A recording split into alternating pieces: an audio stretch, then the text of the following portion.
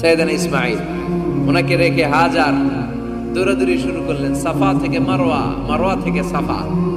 আহা, এখন air condition করা, 4 তলা এয়ার কন্ডিশন করা, তো সুন্দর পরিবেশ, এরপরে দৌড়াতে দৌড়াতে আমাদের ঘাম ছুটে যায়।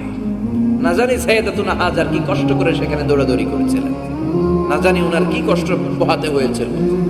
উনি সাফা থেকে মারওয়া একবার, মারওয়া থেকে সাফা একবার 60টা চক্কর দিলেন।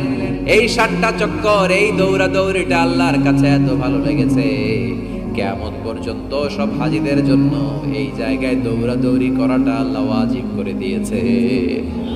এটা না করলে আপনার হজই হবে না, এখানে দৌড়াদৌড়ি করা ওয়াজিব। দেখেন ওনার ওয়াইফের কাজ কত বরকতময়, উনি দৌড়াদৌড়ি করছেন, এখন আমাদের হজে যে দৌড়াদৌড়ি করা লাগে। সুবহানাল্লাহ পড়বেন না?